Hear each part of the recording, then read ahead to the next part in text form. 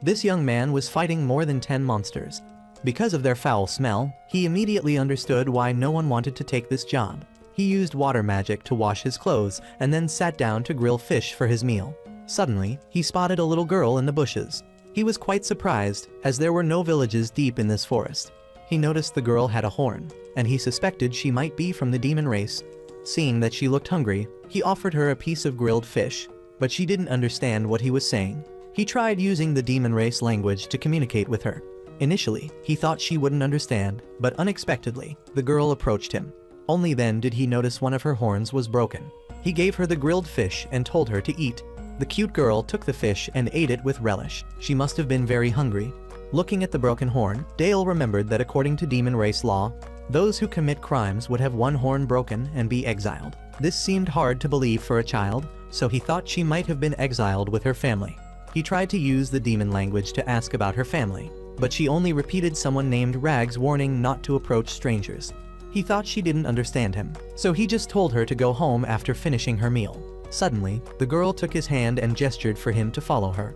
He followed her into the forest. She pointed inside, saying that was where they needed to go, but she hesitated because someone had told her not to let anyone come near.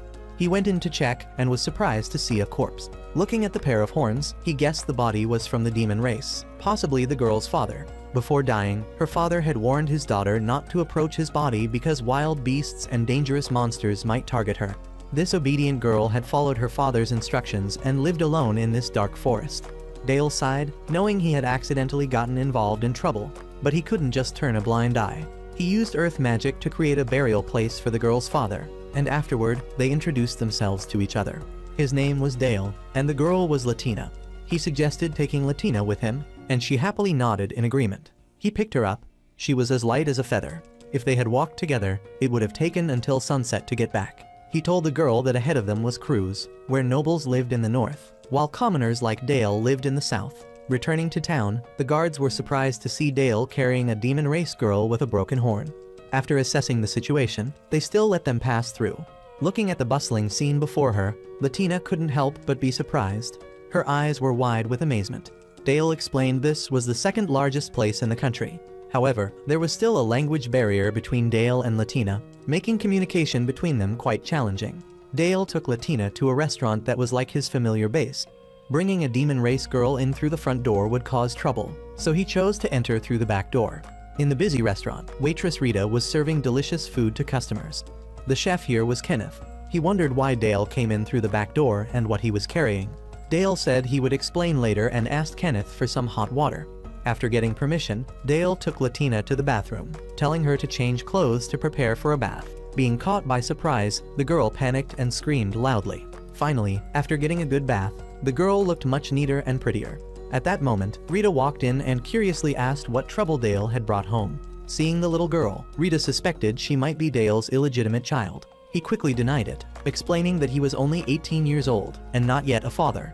He had just happened to meet Latina in the forest and adopted her after seeing her father had passed away, leaving her alone.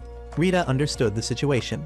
She helped Dale bathe Latina and even gave the girl her old childhood clothes to wear, though they were a bit loose. Dale introduced Rita as his big sister to Latina. Although they couldn't say much, the girl was able to call both of them by name. Rita really liked this polite girl.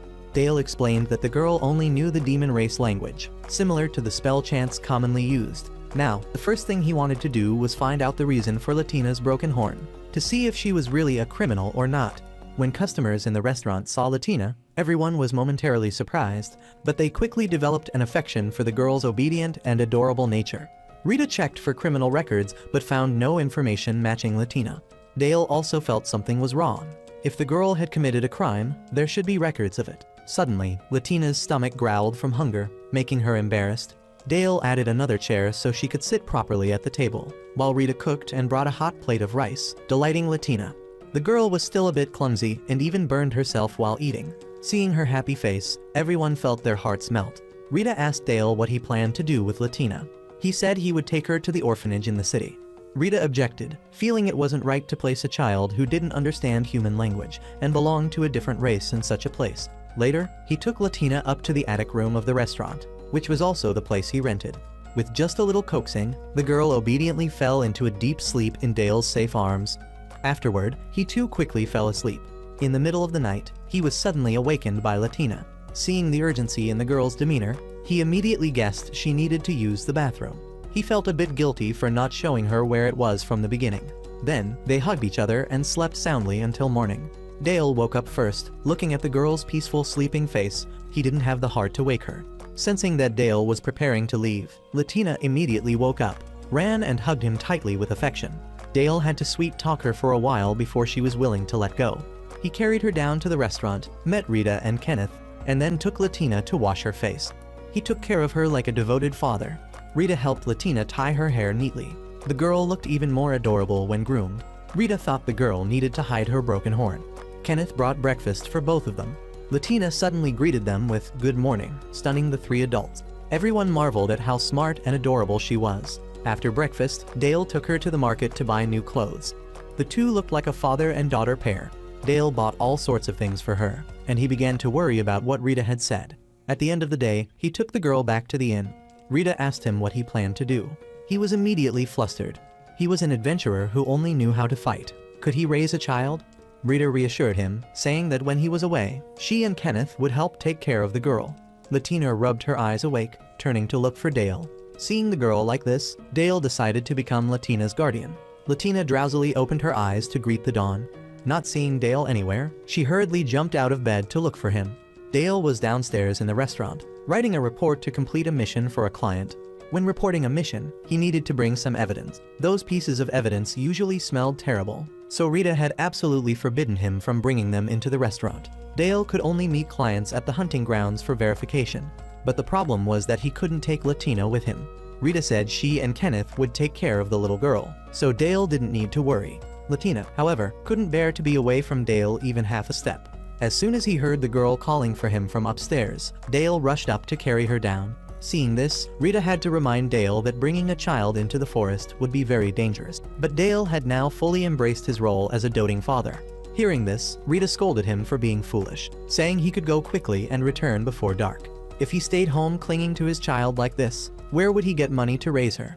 Hearing this, Dale could only sigh in resignation.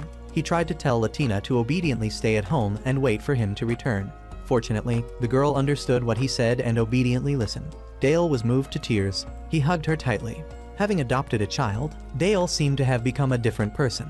He couldn't bear to leave the little girl, until Rita scolded him thoroughly. Only then did he go to work. Latina imitated Rita, wishing Dale a safe journey, making him smile with pride. Latina stayed at the restaurant, helping with small tasks. Everyone thought the restaurant had added a new lowly server running around carrying things everywhere, even knowing how to collect dirty dishes. Everyone feared Latina would trip and fall. Kenneth patted her head in praise. As a reward, he made fruit jelly that looked very juicy. Just as when saying goodbye to Dale, when Kenneth went out to buy groceries, the girl also wished him a safe journey. Who could not melt at the sight of this adorable girl? She quickly became the beloved lowly server that everyone who came to the restaurant adored. In the evening, Dale returned home. Latina ran to hug him tightly, welcoming him back. Feeling like lightning had struck his heart, Dale couldn't believe how quickly the girl had learned. During dinner, Rita mentioned that Latina was not only obedient, but also helped with small chores. Dale was very surprised. The potatoes on the table also had Latina's contribution, making Dale happily eat several plates. A week passed, and Latina diligently studied and helped the couple at the restaurant. The girl was very smart and quick to learn. Dale proudly claimed it was his effort, teaching the girl every night. Dale felt Latina was truly the most adorable person in the world. Sometimes, Dale was still jealous of Kenneth when he saw him doting on Latina like a father. That man was better at childcare than he had thought. One day, Kenneth needed to go to the market to buy potatoes for mashed potatoes. Remembering that Dale really liked that dish, Latina asked Kenneth to let her go along. Dale couldn't keep the girl from going out. He also wanted to go, but unfortunately, he wasn't a child. He reluctantly let Kenneth take Latina. Inside, he felt annoying jealousy. Latina was very interested in the new and strange things at the market. The girl was so busy playing that she accidentally lost Kenneth. When he realized this, Kenneth hurried back to inform Dale. Hearing the bad news, Dale almost went crazy, nearly wrecking the entire shop. Rita had to scold him to go find the girl instead of destroying her shop. She thought that other guards wouldn't let a stranger take a child anywhere. Latina was also very smart. Perhaps she could find her way back on her own. Rita asked the regular customers of the restaurant to help search, promising them a free meal. Hearing this, everyone happily agreed. Meanwhile, Latina had been bullied by a group of children. Due to the language barrier, she was almost in tears. Suddenly, a girl named Chloe appeared, scolding the bullies and kicking them as a warning to rescue Latina. Latina politely apologized to everyone. Then she chanted a healing spell for the children's wounds. They were very surprised because only priests or adventurers knew how to use magic. At the mention of adventurers, Latina remembered Dale. She wanted to go home. When they learned she was lost, the children also wanted to help her find her way back. The girl only remembered that Kenneth's shop had a striped cat. One child in the group remembered and led the way. At the same time, Dale and others were still busy searching. On the way back, the group of children was stopped by a tall man. Fortunately, he was a regular customer whom Rita and Kenneth had asked for help. He decided to take the children back to Dale's home safely. Back home, Latina immediately apologized to Kenneth. He didn't scold her but gently patted her head. The children who brought Latina back were given bags of sweets and invited to come play another time. Rita was very happy that Latina had made new friends. The tall uncle took the children home because the evening was very dangerous. Latina obediently bowed her head to apologize for making everyone worry about her. Only now did everyone realize that there was still one more person missing, none other than Dale. The father went to find his child, but it was the father who got lost. It was only a while later that he came rushing back breathlessly. Seeing that Latina was okay, he finally sighed in relief. The girl burst into tears, apologizing to him because she wasn't a good girl. She said she had been very scared, afraid she wouldn't find her way home. The girl just wanted to be by Dale's side. He hugged her, comforting her until she calmed down. That night, he tutored her again. After Latina could pronounce a few basic words, Dale raised the difficulty level. Turning to the page with a rainbow picture, Latina seemed very interested. Someone had once let her stand under a rainbow, teaching her that rainbows are the connecting pieces of the world. Rainbows appear when the gods stand watching the earth. That person said destiny would protect Latina, so he hoped she would be happy. Then the girl fell asleep again in Dale's arms. One morning, as Rita was enjoying her morning coffee, Dale kept rambling beside her. He lamented that Latina was too adorable. He didn't want to go to work anymore and just wanted to stay home all day with the little girl. Rita could only feel helpless. She thought this guy was talking nonsense again. This time, Dale had to go on a mission to the capital. Instead of being with his obedient, beautiful, adorable daughter, he had to be with officials who were old, ugly, and full of schemes. Just thinking about it made him feel desperate. He knew this was a job he needed to do, and he knew Latina would be good at home and had friends, but he still didn't want to leave. Seeing him talk too much, Rita told him to consider this trip as an opportunity to buy gifts for Latina. Like going to the capital, he could buy several types of delicious candy. Thinking about his daughter's joy when receiving gifts, saying thank you, Dale felt energized. That evening, Latina saw him off, promising to be good at home waiting for him to return. Dale still couldn't bear to leave, but this was work. He had to set aside his personal feelings and depart with a person sent to escort him. This person had heard rumors for a long time that Dale was very difficult to please, so he was scared while traveling, especially when he saw Dale's face grow cold and stern. Actually, Dale was just thinking about what kind of candy to buy for his beloved daughter at home. This person was nervous, wanting to offer Dale some candy to break the ice. But he was too scared, so he remained silent. Looking at the box of candy, Dale immediately thought of Latina. He imagined his daughter's puffed cheeks as she chewed candy, and he couldn't help but feel happy. As soon as they arrived at the capital, Dale asked his escort for the address to buy candy, surprising the man greatly. Then he went to meet his old friend Gregor. As soon as he sat down, Dale teased him, saying he wanted to meet his fiancée, making him angry enough to draw his sword to teach Dale a lesson. When he heard Dale say he only wanted to meet her because he was looking for a gift for the girl at home, Gregor was extremely surprised. In his memory, Dale knew nothing about children. So why was he now concerned about gifts for a little girl? Dale said it was his cute little sister, but his tone made Gregor feel strange. Gregor actually knew that Dale was raising a demon race girl with a broken horn. The problem here was that Dale was someone who always killed demons, Latina's kind. Perhaps Gregor was afraid Dale would soften, affecting his missions. Dale affirmed that regardless of who the opponent was, human or demon, as long as it was a mission, he would absolutely show no mercy. Hearing this, Gregor was reassured and continued to assign the mission.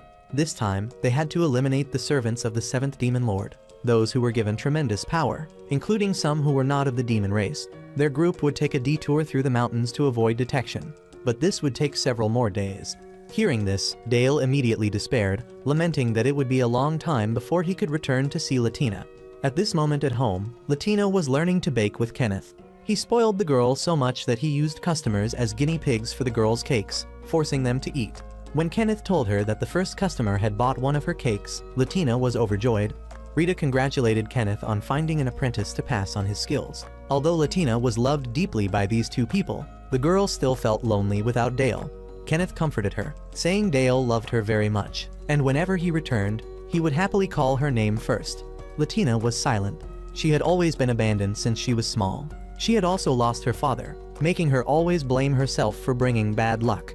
And Dale had appeared. He was the first person to treat her well, the most special person to her. Kenneth asked the girl why she didn't tell Dale this directly. She just shook her head, saying she was afraid of being hated by him. Seeing this, Kenneth thought of a way to help the girl feel less sad, teaching her to cook well so that someday she could cook for Dale herself. Looking at the two teacher and student cooking happily, Rita couldn't help but laugh. Kenneth took the education of Latina more seriously than anything. The next day, Chloe came to the restaurant to play. Latina innocently asked Chloe if they were friends, because from a young age, she had never had any friends. Chloe found the girl truly pitiful. She comforted Latina, saying they were friends, and then invited her to go to school. Rita was very surprised to hear this. She asked Latina's age. The girl thought for a long time and then said she was 7 or 8 years old. Rita was very surprised. She had thought Rita was so small that she was only about 5 years old. Chloe asked Rita for permission to let Latina go to school. Rita immediately nodded in agreement. She told herself she would remind Dale to register the girl for school as soon as he returned. At the same time, Dale and his teammates had found the den of dragons under the 7th Demon Lord. In that den, there was also a female demon. He chanted a spell, and the battle became earth-shaking. In just a moment, his group had completed the mission. At the restaurant, customers were increasingly delighted with the lowly server Latina. The girl not only knew how to make delicious cakes, but also served customers at their tables, making everyone feel their hearts melt. Even a rough man like Mr. Jill, who never liked children, had to soften before such polite adorableness. With the mission complete, Dale insisted that Gregor prepare a dragon for him to ride home immediately. But Gregor made him stay for a celebration feast first. Dale refused and threw a tantrum. Gregor had to mention staying to choose gifts for Latina. Dale immediately changed his attitude, becoming as happy as a child. Gregor sighed helplessly. It seemed his friend was beyond cure. Dale returned to the restaurant. He flung the door open, shouting Latina's name loudly, startling everyone. Seeing the girl peek out, Dale immediately hugged her tightly and lifted her high, spinning her around. He seemed to be recharged after a long time. He was about to give her the gift when she asked him to wait a moment and went inside. Rita told him that during his absence, Rita had been very brave staying alone in the attic. Hearing this, Dale was moved to tears again. Latina then brought out a cake she had been practicing making during this time, saying the cake was for him. Just that alone made Dale shout so loudly he nearly brought down the restaurant, as if wanting to show the whole world the affection the girl had for him. Today, a regular customer visited the restaurant. Seeing Latina in a cute pink dress, he couldn't help but compliment her. Suddenly, he felt a murderous aura, and when he turned around, he saw Dale looking at him with warning eyes, as if threatening him not to have any intentions toward the little girl. Latina noticed a wound on this customer's hand. It seemed he had just returned from hunting magical beasts. The girl approached and gently used healing magic to help this customer recover. Everyone witnessing this scene was surprised, especially Dale. That night, Dale praised Latina for being so skilled. However, the innocent girl asked back if Dale himself couldn't also use magic. Dale explained that the language for chanting spells was the demon race language. If humans wanted to use it, they needed special skills to pronounce it correctly. Dale was one of the few people who could do this, and that's why he was able to talk to Latina from their first meeting. Ordinary humans also had some magical potential, but couldn't use it freely. That's why humans created magical tools that mimicked elements like fire and water, turning them into precious treasures. Also because human and demon races rarely traded with each other. Hearing this, Latina suddenly wondered why demons didn't make friends with other races. Dale couldn't answer, he just nodded. Afterward, he offered to teach the girl more magic. Hearing this, Latina was overjoyed. She attentively learned from his every instruction. Then the day arrived for Dale to take Latina to school for the first time. Although the girl obediently listened, Dale still had the worries of a doting father. He couldn't bear to be apart from her. He had to calm himself, reminding himself that he needed to think more rationally because he was the girl's guardian. Seeing him so worried about the child, Rita mockingly laughed, saying he was overreacting when the girl was just going to school like any other normal child. Latina went to school with her friend Chloe. This school was a temple of the gold goddess Far. Entering the classroom, Latina greeted 3 friends. Marcel, Anthony, and Rudy, whom she knew from before. Seeing Latina greet him, Rudy's face turned red. The shy boy didn't know what to do when such a cute friend greeted him. Suddenly, a girl approached Latina, asking if she was from the demon race. It turned out she had already noticed the horn hidden under Latina's scarf. The girl introduced herself as Sylvia. She was very interested in these horns and wanted to see them every day. Chloe found this curiosity quite annoying. While the other friends were discussing how Sylvia looked like a rich young lady, they couldn't continue the conversation because the teacher had arrived. Sylvia had to return to her seat. Seeing the teacher enter, Latina felt a hint of fear rising within her. Indeed, the woman before her not only had a frightening facial expression, but her teaching method was also quite strange, making Latina even more uneasy. Returning home after school, Latina continued learning magic with Dale. He asked how her day was. The girl smiled brightly, saying she had made new friends and learned many things. Seeing the girl so obedient like this, Dale loved Latina even more. During each recess at school, Latina often played tag with her friends. Rudy always targeted her first, sometimes even holding her hand, which occasionally caused some friction between them. But the atmosphere in the classroom was somewhat tense. During one lesson, the teacher discovered that Latina was from the demon race. Immediately, she became angry, grabbed Latina's hair violently, and shouted abuse. She said Latina was a cursed creature that didn't deserve to exist here. Those words terrified Latina. The teacher also spread evil thoughts about the demon race to the other students. When she saw the teacher pulling Latina's hair too forcefully, Chloe couldn't stand it anymore and threw something at her in protest. Other friends also stood up to protect Latina. The teacher immediately threatened that anyone who dared to oppose a temple nun would be expelled. Suddenly, Sylvia calmly said the teacher could go ahead and expel her. She wasn't afraid because her family would praise her for protecting a classmate. Hearing this, the other friends stood up to protect Latina. But for Latina, the psychological wound was already too deep. The girl didn't understand what differences existed between humans and demons. Another teacher explained that the biggest difference was lifespan. Demons live twice as long as humans. Those words made Latina collapse. Upon arriving home, the girl looked visibly sad. She avoided Kenneth's inquiries and ran straight to her room. She undid her braids, revealing her pair of horns, and then used her hands to break them off. Hearing the noise, Kenneth rushed in and found Latina lying unconscious in a pool of blood. He quickly carried her downstairs, pleading with customers to see if anyone knew how to treat wounds. Seeing the blood, Rita immediately fell into panic. Fortunately, there was a customer who knew first aid. Afterward, Kenneth hurriedly took the girl to the hospital. When Dale returned and heard the news, he felt like he was burning inside. He wondered why the girl would do such a thing. Kenneth sighed, saying only Dale could find the answer. After regaining consciousness, Latina became irritable. She couldn't accept her horns anymore. The girl sobbed, saying people wouldn't let her stay anymore, that only the people at this inn truly cared about her. The more she mentioned the lifespan issue, the more desperate she looked. Dale had to hold her tightly and comfort her for a long time until she calmed down. The next day, he went to meet someone at the temple to confront them. He recounted the entire incident to him. The man defended the nun, saying she had lost her entire family because of the demon race. Dale spoke sternly, saying that was no reason for her to call an innocent child disgusting. He knew this wasn't the first time she had caused trouble. He warned the man to impose a severe punishment, or he would report to the place where the fair war god ruled. Hearing this, the temple was forced to expel that nun from the religious order. Although everything was resolved, Dale still blamed himself. If only he had told Latina the truth about lifespans earlier. Returning home, Rita said Chloe had come to visit the girl. Chloe burst into tears, scolding her friend for being foolish. She praised Latina for having beautiful horns and said Latina would always be Latina. Hearing this, Latina broke down in tears, hugging her friend and repeatedly apologizing. At night, Rita and Kenneth threw a party to celebrate Latina's safety. Latina said she was truly happy. She had been accepted and loved by everyone. The girl's life had become brighter. Dale hugged Latina tightly. He felt so lucky to have found her that day. The evening party was lively. Dale excitedly said he would buy drinks for the entire restaurant that night. Hearing everyone praise Latina, Dale couldn't help but feel proud. He even boasted that the girl was not only obedient but also talented and adorable. Hearing this, Latina's face turned red. To contribute to the fun, a regular customer brought out a guitar and sang. Dale wanted Latina to showcase her singing talent, as he had never heard her sing before. But as soon as the girl started singing, her Jayan-like voice made Dale think that she only needed to be cute. There was no need for her to sing. After fully recovering, Latina was able to happily return to school. Before she left, Dale gave her all sorts of instructions, to the extent that even after she had stepped out the door, he still ran after her to add a few more reminders. Arriving at class, Latina saw Marcel and Rudy discussing something. When she asked, she learned that Marcel was looking for a gift for his father.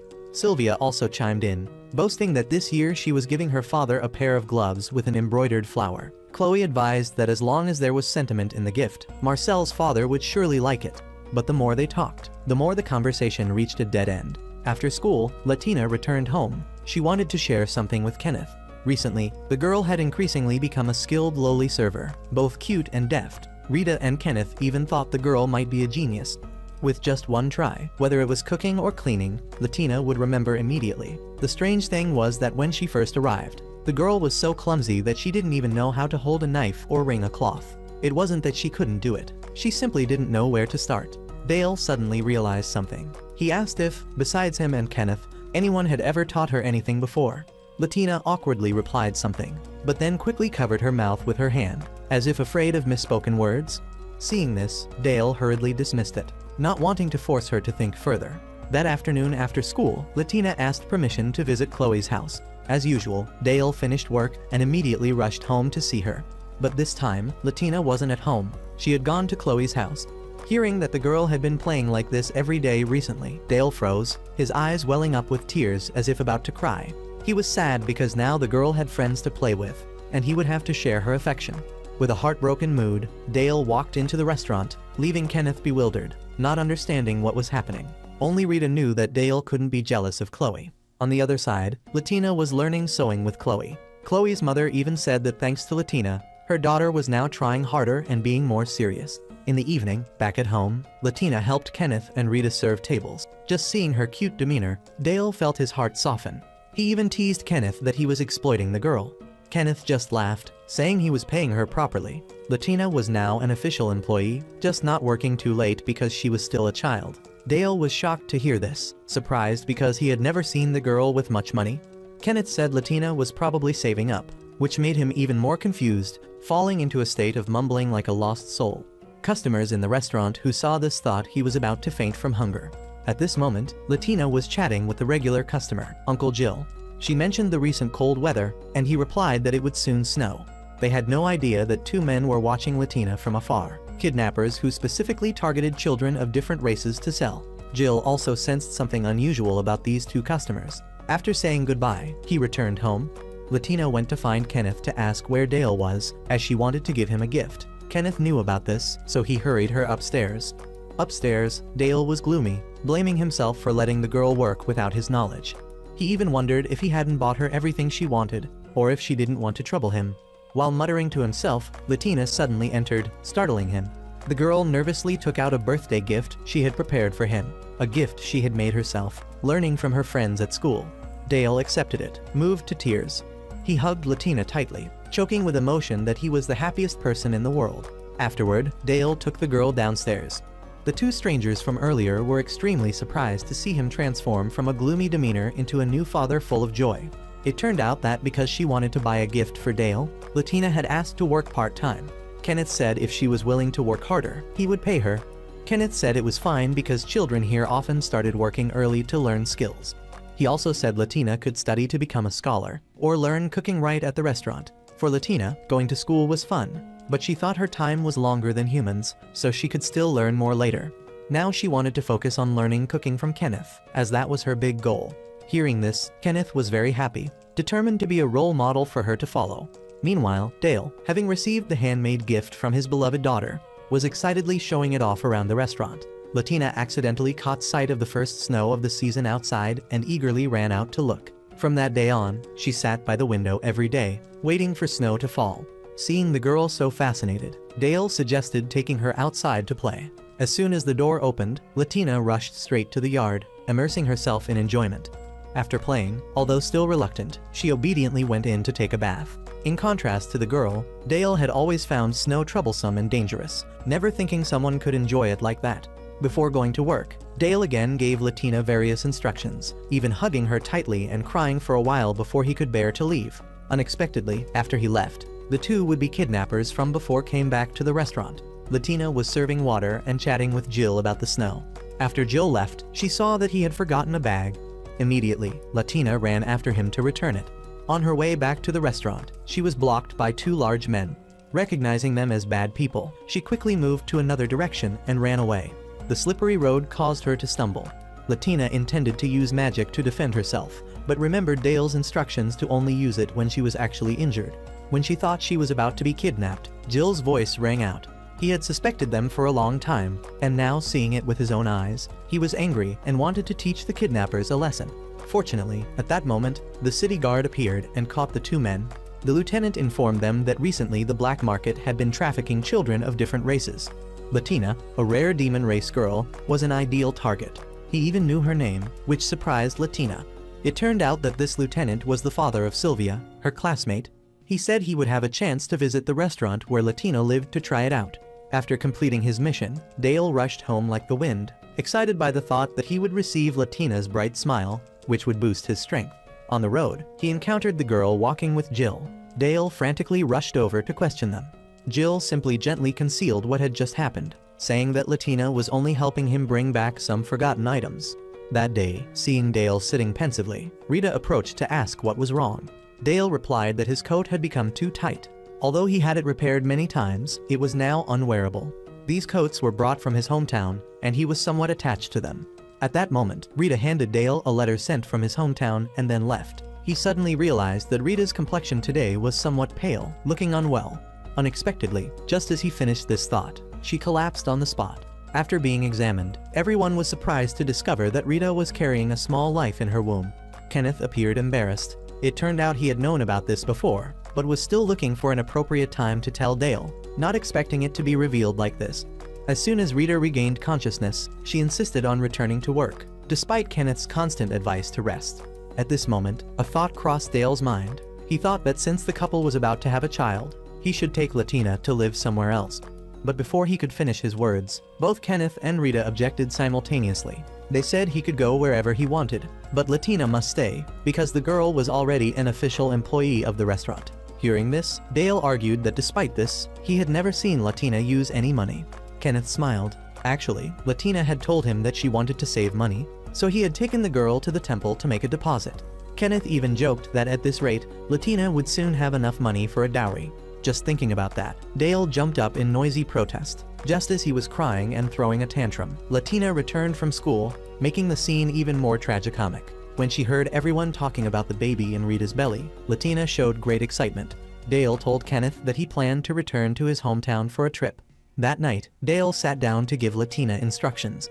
Initially, he had planned to wait until the girl finished school before going back, but the badly damaged coat forced him to leave earlier. Moreover, he also wanted to return before Rita gave birth to avoid giving Kenneth extra trouble. Dale asked if Latina wanted to go with him or stay. The girl's eyes lit up brightly at the mention of going along, joyfully and insistently asking to come along. The next day, she began packing her belongings to prepare for the trip. While cooking with Kenneth, Latina expressed her desire to bring along her familiar knife. Kenneth explained that it was a kitchen knife, not suitable for long journeys. Instead, the girl should have a knife convenient for wood carving. He also said that if needed, Dale could buy one in the capital. Latina wanted to choose a knife that fit her hand, so Kenneth suggested taking her to the blacksmith shop. On the way, Latina mentioned that Ruddy's father, her classmate, was also a blacksmith. Kenneth knew him vaguely, so he took the opportunity to take her there. At first, Rudy's father thought they came to buy toys, so his face was scowling. But when Latina politely greeted him and asked for a knife suitable for her, he thought the girl was just joking and ignored her. Kenneth had to explain clearly that the girl needed a knife for cooking when traveling far away, and only then did he lead them inside to choose. While they were selecting, Rudy's 3 siblings were noisy outside. Rudy, who had just finished arguing, was stunned when his father called saying a classmate had come, and turned to see Latina smiling and greeting him. He and his siblings all froze. Rudy quickly ran over, saying Latina couldn't possibly use the knives in his house. The girl was a bit annoyed, but still replied that she would get used to it. Hearing that Latina was going on a long journey, Ruddy was shocked, thinking she would leave forever, visibly worried. Kenneth reminded Latina that she should inform her friends in advance. If she suddenly disappeared, everyone would be very concerned. So the girl turned to tell Ruddy that she was just going home with Dale and would return before the end of summer. Hearing this, Ruddy was relieved, returning to his usual cold demeanor. Finally, Latina chose a knife she liked.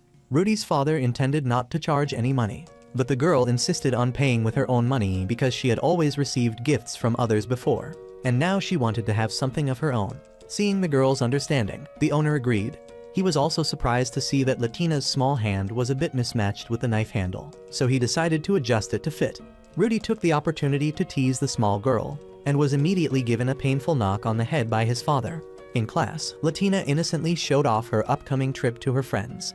Dale took the opportunity to go to the market to buy a few more items so Latina could defend herself. He realized that since having the girl, shopping for Latina had become his greatest joy. During this time, he accidentally ran into Hellman, someone he didn't particularly like. Not wanting to cause trouble, Dale took the opportunity to ask her to help choose a few items. Hellman misunderstood, thinking he was asking her on a date, making Dale both annoyed and embarrassed. Nevertheless, thinking of Latina, he still tried to be patient. Hellman took Dale to a luxurious magic item shop. He quickly chose a suitable outfit for Latina, which made Hellman suspicious because it was clearly children's clothing. Dale stammered that he was buying it for someone else. Seeing his awkward appearance, Hellman just pretended to believe him. Finally, Dale happily thanked her, and Hellman smiled, saying next time she wanted to meet face to face the little magician girl who had changed Dale like this. Returning to the inn, Latina excitedly examined her new item. Rita and Kenneth instructed Dale to protect the girl very carefully. Saying goodbye to everyone, Dale and Latina officially set off. On the way, Latina noticed that the direction seemed unusual. Dale explained that he wanted to take this opportunity to take her to visit her father's grave. This was the forest where they first met, and also the way to his hometown. Hearing this, Latina was silent for a moment, then gently took Dale's hand, thanking him for visiting her father's grave on her behalf many times. The girl expressed her desire to see it with her own eyes, to tell her father that she was living happily. Before entering the forest, Dale warned that they must be cautious of magical beasts. Indeed, after just a few steps, Latina sensed danger and immediately drew her defensive magical tool. Dale also quickly detected and killed several beasts. He couldn't help but be surprised at the girl's ability to sense danger. Latina said that since she was little, whenever she encountered danger, she only knew how to run away. But her father had said it was a kind of instinct protected by destiny. Right after that, another pack of magical beasts appeared. Dale particularly hated close combat with this type, because they secreted an extremely disgusting slime. Surprisingly, Latina spoke up wanting to help. She chanted a spell, creating a magical shield around Dale. He was amazed at the girl's talent at her age, then charged into battle. Latina retreated, covering her nose due to the foul smell, making Dale momentarily worry if perhaps in the future she would avoid him because of the smell. After the battle, they reached Latina's father's grave. After paying their respects, Dale set up a tent to rest overnight. While he went to gather firewood, Latina took the opportunity to light a fire and cook, applying what Kenneth had taught her. When Dale returned, he couldn't hide his smile of approval, making Latina happily volunteer to take on the cooking duties.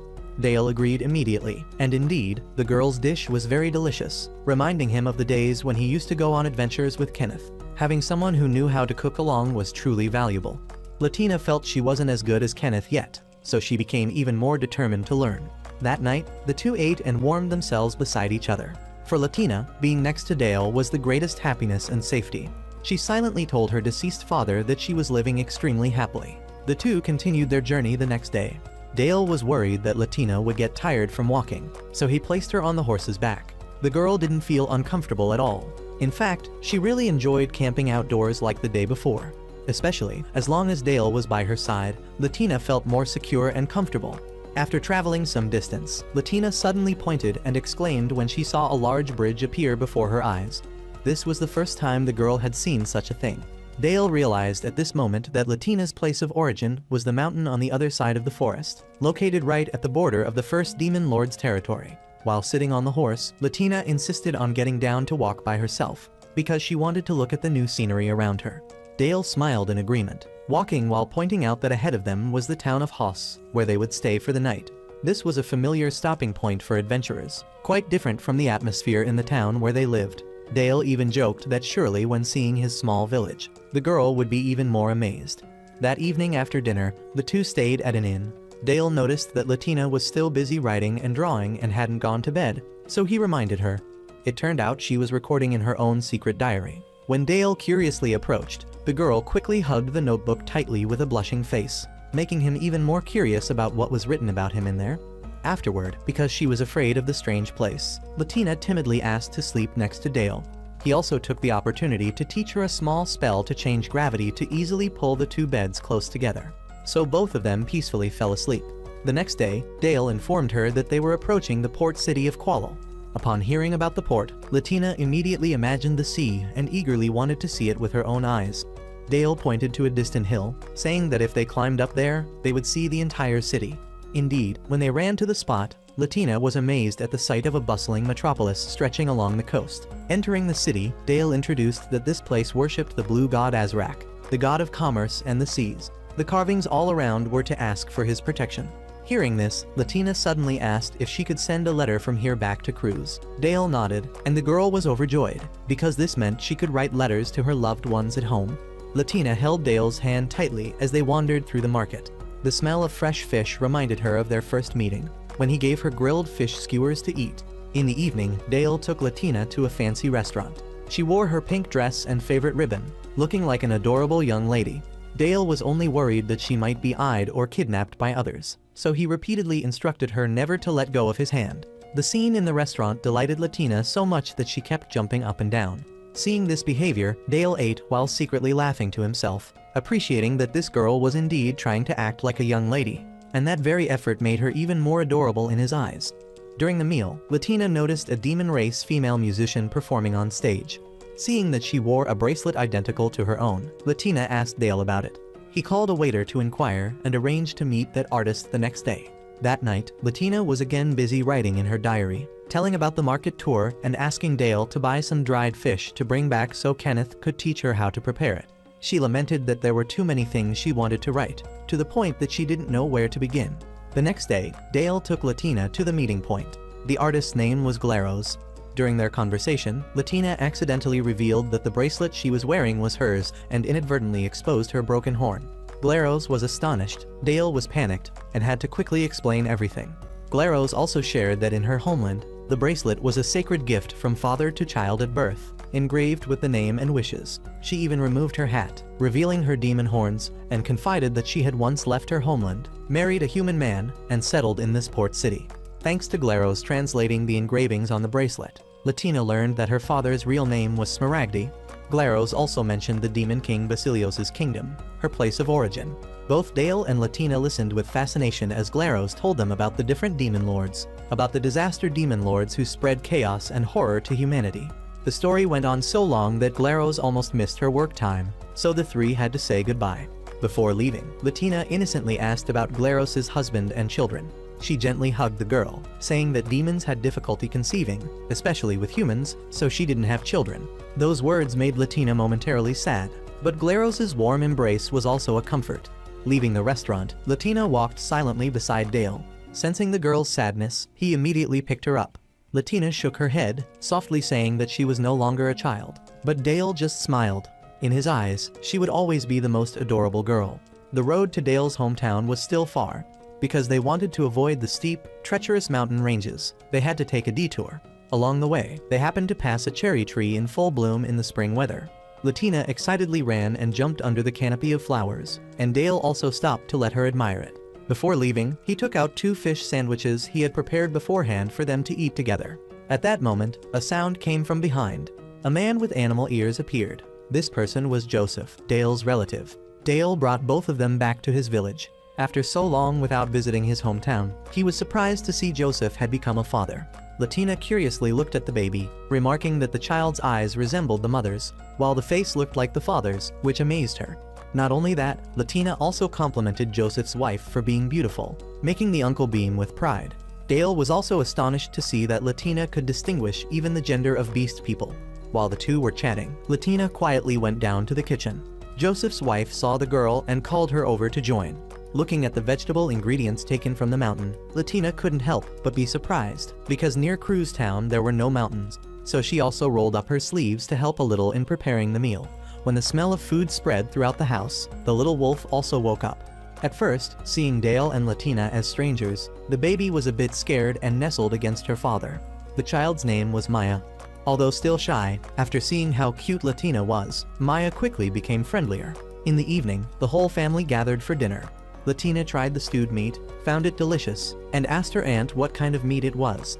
The aunt explained it was wild boar meat, which was abundant around the forest. Joseph also said that the next morning the whole village would go hunting, and if things went well, he would save a portion for Dale and Latina to take with them.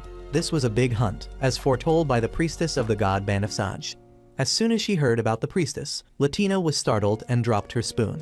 When Dale pressed her, she just shook her head and said it was nothing. That night, Dale felt something was wrong with the girl, but no matter how he asked, Latina only answered with brief, "It's nothing" responses. Dale began to think about the Banafsaj priestess, who was the deity that allowed humans to glimpse the future. Perhaps the reason Latina was expelled from her village was related to those prophecies. The next morning, Dale saw Joseph off to the hunt. Looking down, he saw that Latina seemed heavy-hearted. Even a small sound would make her jump, her face clearly showing worry. Seeing this, Maya came over to play with her, then asked if she was in pain, and suddenly burst into tears. Dale was confused, but the aunt explained that children are often sensitive to others' emotions. She gently advised that if Latina was sad or suffering, she should cry it out, because children should seek support from adults. Hearing this, Latina's eyes welled up, and she burst into tears, hugging Dale tightly. After that bout of crying, the girl felt much lighter. Late in the afternoon, the hunting group returned, bringing 2 giant wild boars. Dale looked at them and thought they were magical beasts, because normally wild boars weren't that big. He and Latina went outside to get some fresh air. There, the girl timidly confided that she was very afraid because she wasn't good, so she had been driven out of the village. Although her family had said she wasn't evil, because her father had died while protecting her, Latina always blamed herself. Dale wanted to ask specifically about that prophecy, and it turned out Latina had only heard rumors from the villagers, not directly. He bent his head close beside her, consoling her that humans find it very difficult to understand the prophecies of the gods, so they couldn't judge based on that. What her family had said was true. Latina was not evil at all. He had also foreseen some things, though not from that priestess, but understood more than the girl. Having said that, Dale hugged Latina, reassuring her with a warm, tight embrace. At that moment, Maya came running over to invite them to play, making Dale feel his heart soften as he watched the 2 children having fun. However, the next day, Dale and Latina had to continue their journey. Maya burst into tears, unable to bear parting with her young friend. The little girl was even angry enough to hit her own father. After saying goodbye, Dale and Latina left, leaving behind Maya's desperate cries. On the way, they were suddenly ambushed from behind. Fortunately, they escaped through a tunnel and were temporarily safe. But upon emerging, Dale immediately encountered his grandmother. It turned out that the assassination attempt was just a prank by the family to make his homecoming trip more dramatic. His parents were in on it too, making Dale furious. When they saw Dale bringing a little girl, the whole family was surprised. At first, they thought he had brought home a girlfriend. Unexpectedly, it was a child. But as soon as they saw Latina being obedient and adorable, Dale's mother immediately liked her. As for Dale himself, he was still annoyed by the excessive teasing. On the way home, he explained to Latina that Teethrow wasn't the official name of the village, but what people called it. Residents here mostly used similar names, and hardly anyone had surnames. As for Dale, the word Riki in his name was from the tribal language, meaning a warrior from outside. He spoke while pointing to the house in front, where he and the village chief lived together. As soon as they entered the door, Dale's grandmother scolded him for being a stupid grandson, while he calmly replied by calling her an old woman. Seeing Latina, she asked who she was. The girl politely bowed in greeting, which greatly surprised the grandmother, because this was the first time her grandson had brought anyone home. She even praised that compared to Dale, the girl was much more obedient and cuter. Latina was shy but still stood up for him, saying that Dale had helped her a lot and wasn't stupid as the grandmother had said. She even put her hands on her hips and scolded the grandmother for speaking ill of her grandson, then turned to remind Dale not to learn that bad habit. Seeing the girl's anger, Dale found her even cuter than usual. Impressed, the grandmother rewarded Latina with a candy. Later, while unpacking, Latina wondered why Dale's family often fought each other when they didn't hate him. Dale laughed and said it was just their way of checking if he could protect himself. The last time he returned home was during a terrible period before meeting Latina, which had worried the whole family. But now, thanks to the girl, he was happy again. When the family sat down to talk, Dale told everyone about Latina. His father seemed to want to talk privately, and Latina was perceptive enough to ask permission to go to her room so as not to disturb them. But Dale immediately stopped her, saying she wasn't a bother at all. The girl later politely asked Dale's father how she should address him. The kind man said she could call him father. Before they could enjoy this moment for long, news spread that Dale was about to get married, making Latina's face turn pale. She sat in a daze until she clearly heard that it was his brother who was getting married, and only then did she breathe a sigh of relief. The younger brother had just arrived home and was surprised to see the obedient girl bowing in greeting. He even teased his older brother, saying he couldn't believe Dale could raise such a well-behaved child. Dale teased back, saying he would dress Latina beautifully for his brother's wedding, making the girl both embarrassed and relieved that it wasn't Dale getting married. That evening, while everyone was chatting, Latina began to feel sleepy. Dale's mother said she had prepared a room next to his, so the girl said goodnight to everyone and retired early. After Latina left, the whole family was still half believing, half doubting was this girl really cared for by Dale. Dale heard this and frowned, not knowing how to argue. Late at night, Dale stopped by her room to check on Latina. Seeing that the girl was sound asleep, he intended to go back to his room, but in the middle of the night, he heard crying. Rushing over, he discovered Latina curled up in a corner, afraid to lie on the bed. It turned out that when she woke up and didn't see Dale, she became terrified, not wanting to be alone like before. Dale hugged her reassuringly, and they both drifted off to sleep. The next morning, Dale's mother opened the door to wake her son, but found him and Latina sleeping in an embrace. The parents immediately misunderstood, thought all sorts of things, and then laughed teasingly. Latina heard this and panicked, blaming herself. But seeing how obedient the girl was, both grandparents became even more fond of her. Dale was furious, straining his voice to explain, but the more he talked, the more his parents teased, to the point that early in the morning, he was already exhausted from anger. The only thing was, looking at Latina's face, he found strength to endure it all. After returning to Dale's hometown, Latina immediately wrote a letter to everyone at school. In the letter, she happily recounted that Dale's hometown was truly beautiful, which she found extremely enjoyable. Although this place didn't have big schools like where they lived, Latina got to learn with the priest, who had taught Dale a lot. There was also his niece, who guided Latina in making sweet cakes. Dale's family, from his grandmother to his parents and younger brother, all loved and treated her well. Especially, Dale's younger brother was about to hold his wedding ceremony, making Latina eagerly anticipate the day she could wear a pretty dress to attend. In the letter, she also sent messages to Aunt Rita and Uncle Kenneth to remember to take care of their health, look after the baby, and share the news with everyone on her behalf. One day, Latina was invited into the kitchen with Dale's mother to learn how to cook his favorite dish. She taught while laughing, saying that men here were actually very simple. Just feed them well and they would listen. During the conversation, she suddenly asked Latina's age. When she heard the girl say she was almost 10, she just smiled meaningfully, confusing Latina. Not long after, the grandmother came by to call Latina to a place that specialized in caring for and training hunting dogs. Latina was extremely excited because she loved animals. At first, the grandmother said the pack of dogs only listened to family members, but then Sister Isabine also let the girl hold a puppy and showed her how to pet and groom it. Latina quickly bonded with the dog pack, especially the alpha dog, which rarely allowed anyone close. Meanwhile, Dale was hunting with a group of friends. People noticed that his skills were still as sharp as ever, so they suggested he stay in his hometown to become the leader. But Dale said the person worthy of that position was his younger brother, while he himself had to continue fighting outside to protect the village. In the evening, when he returned home, Dale was a bit jealous of his grandmother for quickly winning Latina's affection. However, when his mother announced that today's meal was cooked by Latina herself, he immediately became happy and ate with relish. Even Latina was surprised to learn that the type of meat in the dish was forest bird caught by Dale's group. During the meal, the younger brother continuously praised Dale, making him recall old stories and feel somewhat guilty. Actually, becoming the leader had been the village's wish and Dale's own aspiration. But after negotiations with the Duke, it couldn't become a reality. Now, the village had royal backing, becoming famous everywhere. Dale's father noticed that his son was better than before and guessed it was all thanks to Latina. The girl had helped him change. That night, Dale entered the room to find Latina writing in her diary. The girl confided that during happy moments, she would record them so that if one day Dale or everyone else hated her, she would still have memories to look back on. She also told him that if in the future, when she grew up and lost her way, she wanted Dale to be the one to remind her that she was wrong. Both the grandmother and Sister Isabine were surprised that Latina quickly won the affection of the hunting dogs, even being loved by the alpha dog. The grandmother said that the next day she would take her to an even more interesting place, but instructed her to keep it a secret, not even telling Dale.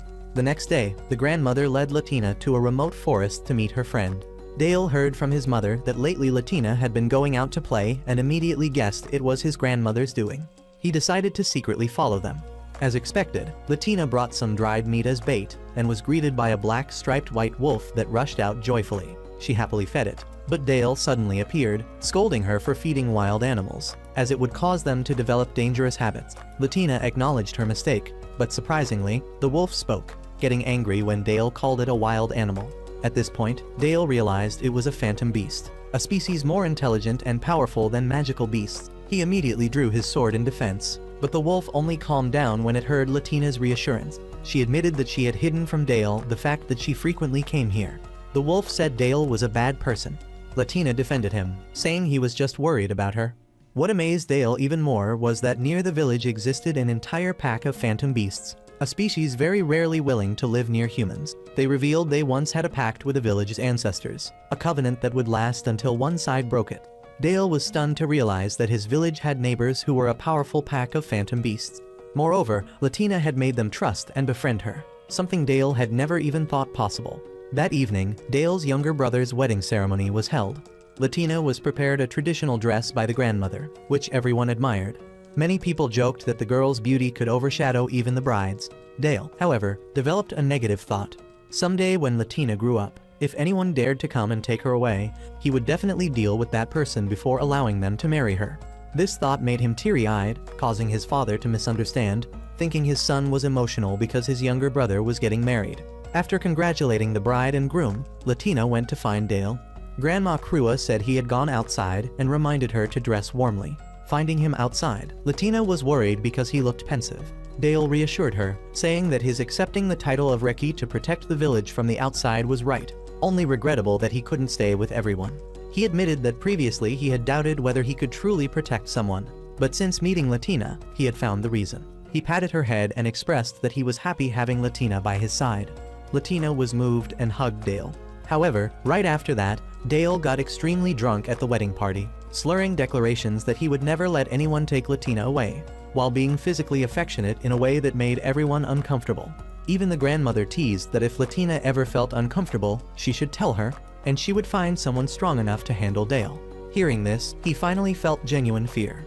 Latina was in the room playing with the grandmother, casually telling her about the town where she and Dale were staying. She also mentioned that Rita was currently pregnant. Hearing this, the grandmother said they should prepare a good luck charm for the couple. Latina was naive and curious, not knowing what a charm was, so Dale had to explain it to her later. When learning that the two would soon leave this place, Latina felt a bit reluctant. Although she missed everyone at home, after 2 months of living here, parting was indeed not easy, so she expressed her desire to make a lucky charm for Rita. Dale just needed to hear this to guess that it was his grandmother's idea. Though not very interested, seeing Latina's earnestness, he still agreed. He selected a few strings to bring for prayers, while Latina would take care of the decoration. As he worked, Dale told her that since childhood, they had to help adults make these kinds of charms. When looking up at the sky, Latina suddenly sighed, regretful that they had to leave soon, making Dale glance up as well. The next day, she went to the flying wolves to say goodbye. The alpha wolf was worried about their safety because humans couldn't fly, so he generously gave Dale a pile of fur. Flying wolf fur contained full magic, enough to make other intelligent creatures stay away. Dale was very grateful for this help. Afterward, Latina went to thank the priest and his daughter. She was very fond of the sister because she had taught her many things, and even gave her more sweets to take along. When the two left, the priest praised Latina for being bright, while also noting that Dale had matured a lot after the trip. He also said that Dale's decision to bring a demon race child out into the world was the right choice. Latina then brought the cakes back to share with the grandmother.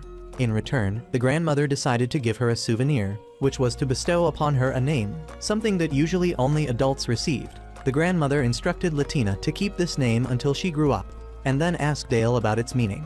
Hearing the girl say that Dale was the most wonderful person, that it was thanks to him that she could meet the grandmother, made both Dale and the grandmother laugh. The grandmother also excitedly announced that she would throw a farewell party for the two. The next morning, when it was time to leave, Latina ran to hug the grandmother tightly, thanking her for the ribbon she had given.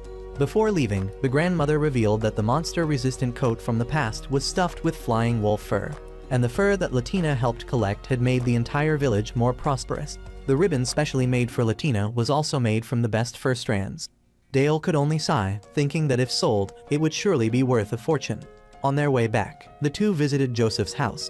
As soon as the door opened, little Maya rushed straight out, calling Latina's name with joy.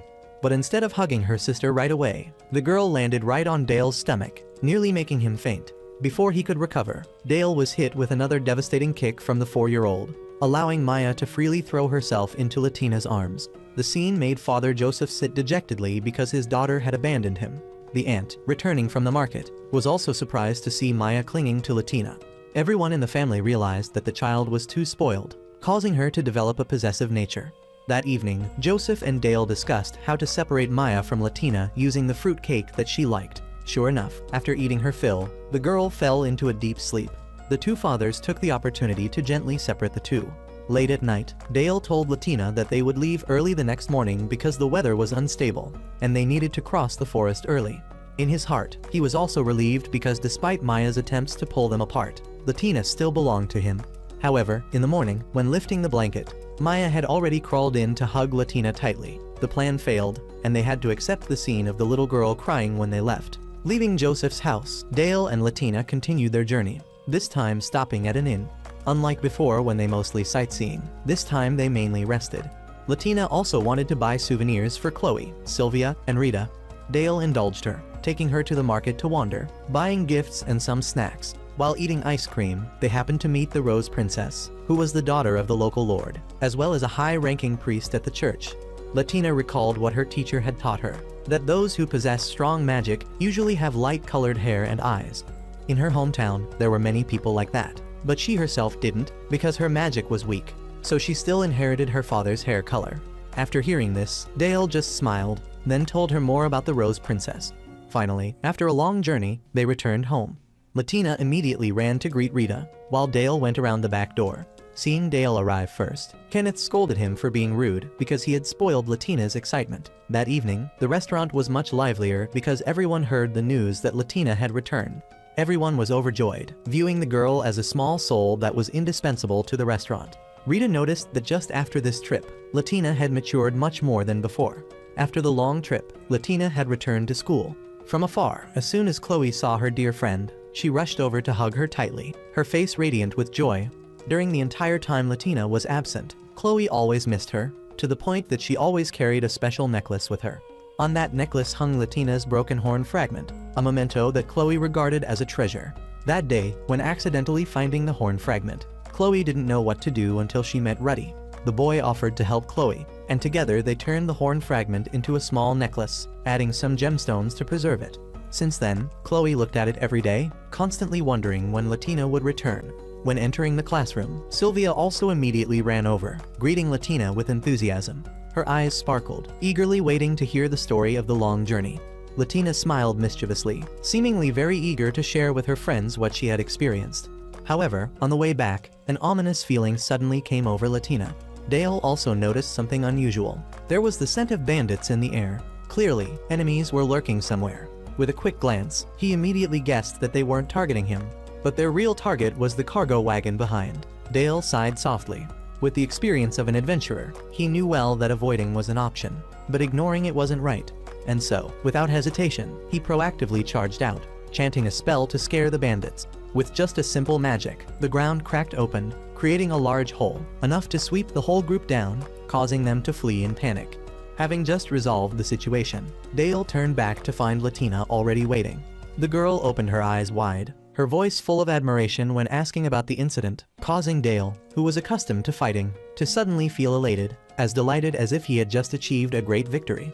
When Latina recounted the story, Sylvia was extremely excited, persistently demanding more details. At that moment, Latina took out the gifts she had prepared for her friends. They were pretty little boxes in various colors, and she had also bought one exactly the same for herself to share in the joy. Rudy's group had also just entered the classroom. Upon seeing Latina, everyone was delighted, but Rudy's face turned red, suddenly becoming unusually flustered. He originally wanted to come over to ask how she was, but just then the teacher entered the classroom. Rudy had to swallow his words reluctantly, returning to his seat, his heart still full of emotion. That evening at the restaurant, Dale enthusiastically recounted the encounter with the bandits to Kenneth and Rita. He wasn't particularly interested in hunting down bad guys, as his main job wasn't being a police officer. But as long as Latina praised him, treating him like a hero, Dale felt that all the hardships were worthwhile. To him, the girl's joy was more important than anything else. Rita then mentioned the charm that Dale had given. It turned out that it was a fertility deity charm, a type that could help mothers give birth safely and babies be born healthy. Kenneth already knew this, but he wanted to confirm whether Dale had made them himself. Hearing this, Dale turned his face away embarrassedly, explaining that it was all because Latina wanted to give a gift to Rita, so he helped. Rita firmly believed that with that charm, the baby about to be born would be protected. The story didn't end there. Dale turned to tease Kenneth, asking if when the baby was born, would he talk in baby language. Immediately, Kenneth's face turned red, embarrassed and not knowing how to answer. Dale remembered similar scenes of fathers in his hometown, and added that raising children was an extremely arduous task. Rita laughed at Dale's mature demeanor, while Kenneth was half surprised, half confused, not knowing what was wrong with him today. During the next day's recess, Latina's group of friends gathered in the yard, eating and chatting. Suddenly, Latina turned to directly ask Rudy why he had her broken horn fragment. The unexpected question confused Ruddy, while Latina was upset, blaming him for being mean by keeping it secret. Faced with the accusation, Ruddy became even more flustered, his face red as a beetroot, not knowing what to say. Chloe beside him could only shake her head in defeat at her friend's embarrassed reasoning. Sylvia curiously asked how Latina knew it was her horn fragment. Latina calmly replied that she could see the magic trace left behind, so it was easy to recognize. When everyone said they couldn't see anything, Latina suddenly remembered what Dale had said, that her eyes were somewhat different from ordinary people. Finally, the girl still persistently asked Ruddy why he kept it. Pushed to a corner, Rudy made up a reason that because the horn fragment was rare, he found it interesting, but no one believed him, except for the innocent Latina who believed it wholeheartedly.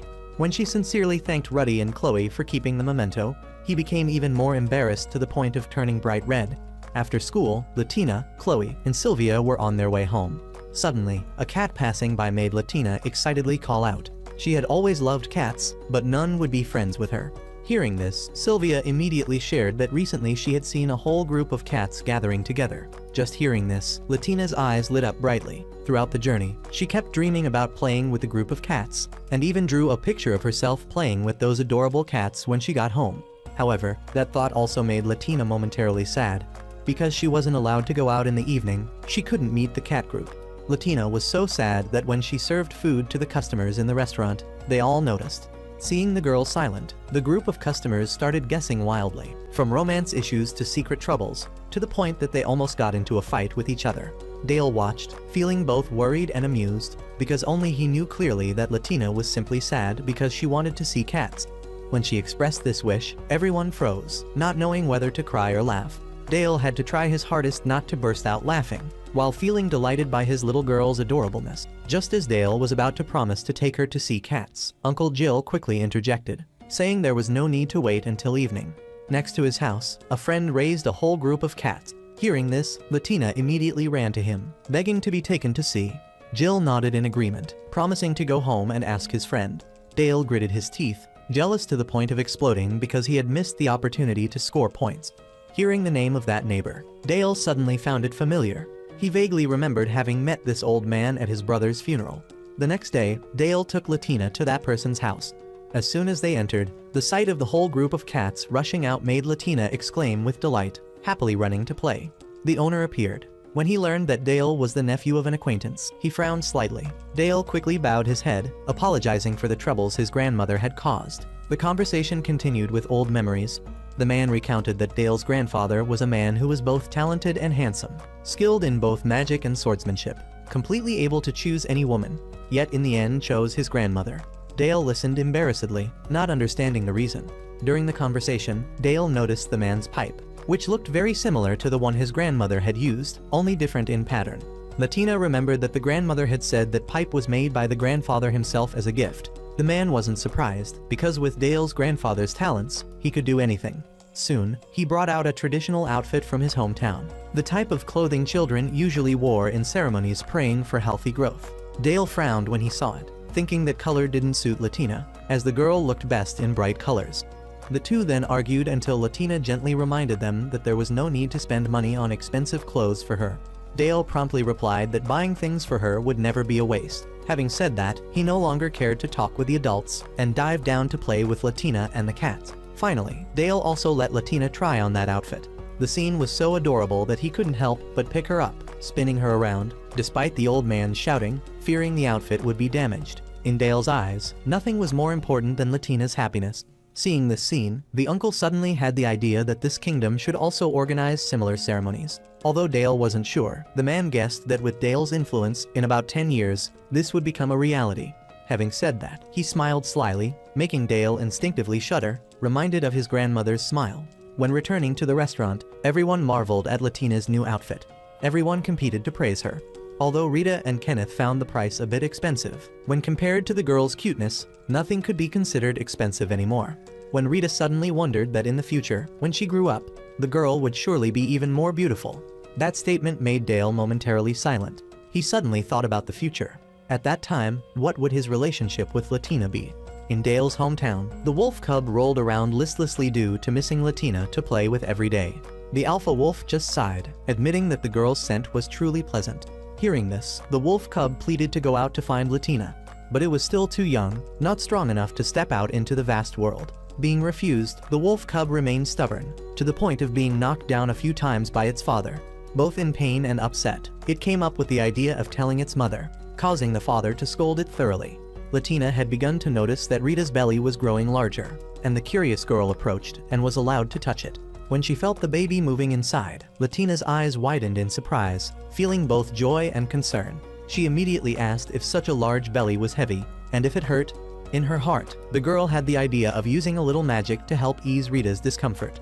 But Rita just smiled and waved it off. For Rita, pregnancy was a momentous matter for a woman, something that couldn't be substituted by anyone else. Latina hesitantly took off her hair tie and handed it to her. It was a lucky charm that the girl had been instructed to carry on every journey. But Rita gently reminded her that she already had the most precious charm, which was the gift from Latina. Despite saying this, Rita still skillfully tied the girl's hair back, chatting softly as she did so. At this moment, Latina casually mentioned that she had a special friend. Hearing this, Dale immediately became pensive. The friend the girl referred to was the pack of phantom beasts living near his village that they had visited. Dale knew well that if any adventurer was foolish enough to attack them for bounty, the outcome would certainly be disastrous, perhaps not even leaving bones to bury. He had faced the Alpha and understood its formidability, yet strangely, that beast had shown great affinity toward Latina. Kenneth felt a chill down his spine as Dale recounted this. Somehow Hellman had appeared without anyone noticing. She casually approached and played with the ribbon in Latina's hair, startling the girl. Hellman had just arrived and already made a few teasing remarks, causing Dale's face to turn red. Kenneth saw this and just sighed. In his eyes, Hellman hadn't changed at all since the time he was a rookie. When she half-jokingly said that he had never paid attention to her, Kenneth seriously replied that he would only marry someone he truly loved. Meanwhile, Latina blushed with jealousy and quickly ran to hug Dale tightly to assert her claim. She feared that he would have to go on a mission with Hellman. Dale had to soften his voice to comfort her, promising that he wouldn't leave her alone. However, he didn't dare hug her back because Hellman was still standing there. Hellman laughed teasingly and then excused herself to leave. Afterward, Latina quietly asked if Dale would be cooperating with her. He had to honestly explain that despite her somewhat unpleasant attitude, Hellman was still a talented mage. They were just colleagues. Hearing this, Latina was still not completely reassured. She sadly said that someday she would grow up too, not wanting to remain small as she was now. Rita, sitting nearby, giggled, because clearly the girl had already learned to be jealous. Kenneth, being experienced, had to admit that a woman's intuition was truly frightening. When returning to the room, Dale read the letter Hellman had sent. It stated that she was escorting her father and brother to resolve a major problem. Soon there would be an army and monsters attacking, and she wanted him to collaborate on the mission. After reading it, Dale could only sigh, not expecting to be teamed up with her again. He called for Latina, and seeing the gloom in her eyes, Dale became flustered. Not knowing what to say, he thought about inviting her to go out, but she declined. This was the first time he had seen Latina upset, which made him anxious. Unexpectedly, she turned and gently said that he didn't need to worry, that she wasn't actually angry. Dale breathed a sigh of relief upon hearing this, but when he turned away, Latina returned to her melancholy expression. In her heart, she only wished she could grow up soon so she wouldn't feel this helpless anymore. Dale went downstairs and asked Kenneth to pour him a drink. Kenneth perceptively asked if he was still thinking about an old flame. Dale affirmed that what worried him most was Latina's mood. Kenneth just smiled. The child would grow up eventually. She couldn't remain a child forever. Rita, sitting nearby, heard this and laughed while holding her belly. Latina came downstairs. Although she had a day off from school, she was still diligently studying. Learning helped her temporarily forget the awkward feelings in her heart. Even Kenneth noticed that the girl had become more mature than before. At the same time, Uncle Jill visited the restaurant and met Hellman. Hearing about major trouble at the capital, he frowned. Hellman just smiled, saying that if he hadn't retired, she would have already asked for his help. Latina's jealousy was so evident that even the drinking customers could sense it. They worried that the girl thought Hellman would steal Dale away. especially when looking at Hellman, who was attractive. Many had to admit she was indeed appealing. Latina brought drinks to Uncle Jill. Despite being complimented, she maintained a serious demeanor that even surprised the uncle. Hellman immediately teased that children are much more adorable, telling her not to rush to grow up. Latina's face turned red as she scolded back, then left in a huff. The next day at school, she told her friends about Hellman staying at the restaurant. Sylvia said she had heard her father mention Hellman, who was a famous mage in the capital. Latina became even more uncomfortable when remembering each time she was called a child. She lamented how she wished she could grow up faster. Ruddy, sitting behind, teased her, making her even more upset. Rudy also added that the way she was reacting was indeed childish. Thinking about it, Latina suddenly felt different from everyone else. Thinking of baby Maya, she compared herself to the child and then disappointedly lowered her face to the desk. Kenneth noticed her constant questioning about growing up, even touching her chest and wondering why she wasn't growing. He was awkward, only able to advise that drinking more milk would be beneficial. Hearing this, Latina's eyes lit up, determined to follow through. During this time, the wolf cub, Latina's close friend, was also trying to find a way to meet her, bravely defeating a large bear on the way by himself. The wolf father could only shake his head helplessly at the sight. That night, Dale still lay thinking. Since Hellman's appearance, Latina's radiant smile had disappeared. He wanted to send her away but couldn't. Dale advised her to settle down soon. Hellman frankly said that for her race, their long lifespan made loving someone too cruel. When that person passed away, the pain would last forever. Therefore, most of them didn't really have a lifelong partner. Hearing this, Dale asked if someday he died, would she help Latina? Hellman bluntly refused, advising him that if he cared for the girl, he should live a long time. The next day after school, Latina chatted with Chloe and Sylvia about the future. Chloe would go back to help her mother at the tailor shop, while Sylvia chose the path of a priestess, hoping one day to set foot in Latina's homeland. Latina hurried home because Dale was about to leave for the capital, and she wanted to help him prepare. On the way, she met Ruddy. He stammered an apology for calling her a child, and shyly said that her current appearance was actually more suitable. When asked about the future, Rudy expressed his desire to join the defense force.